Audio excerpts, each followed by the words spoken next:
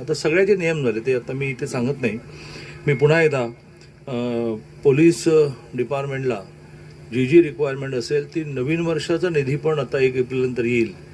त्यात आणखीन काही गोष्टी लागल्या तर त्या आपण पूर्ण करू. पण दुसऱ्या बाजूने रिझल्ट्स पण चांगले मिळाले पाहिजेत. थोडंसं असं वातावरण निर्माण होत चाललेलं आहे की सांगली जिल्ह्यामध्ये कायद्याचा धाक राहिला नाही की काय. मला हे मान्य आहे की अशा सगळ्या गोष्टींमध्ये तुम्ही अलर्ट आहात, होऊ नये म्हणून प्रयत्न करतात, झाल्यानंतर पकडता आहात, चार्जशीट लवकर सबमिट करत आहात, लवकर निकाल लागेल असं बघता आहात, त्यातून दहशत निर्माण होईल किंवा पूर्वीसारखं राहिलं नाही, आपल्याला लगेचच शिक्षा होईल, हे तुमच्या प्रयत्न चाललंय, मला मान्य आहे.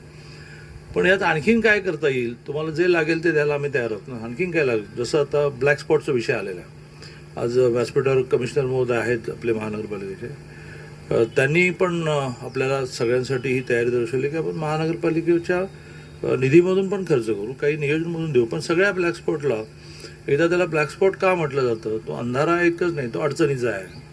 पण तिथलं सगळं अतिक्रमण काढता येईल का, ते सगळं मोकळं करता येईल का, तिथे लाईट्स लावता येतील का, तिथे CC लावता येतील का, आणि सगळ्यात म्हणजे गस्त घालता येईल का.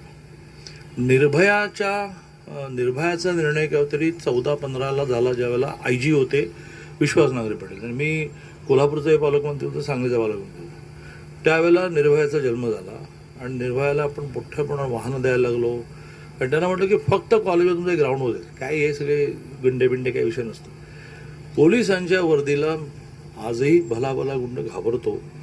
तुम्ही ती तुमच्या गाड्या फिरण्यातून दहशत निर्माण करा आणि त्यामुळे लागणाऱ्या सगळ्या गोष्टी आपण पूर्ण करू.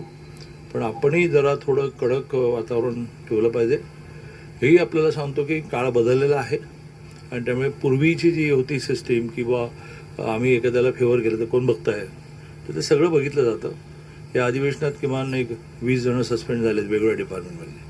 ते पूर्वीसारखे काय राहिलेलं नाही की कोण बघताय ते कोण बघताय, म्हणजे सगळं बघतात. CCTV बघतोय, काही एजन्सीज लावल्या आहेत. त्यामुळे अतिशय चांगला परफॉर्मन्स आपण ठेवाल अशी अपेक्षा व्यक्त करतो आणि माझं बोलणं संपलं.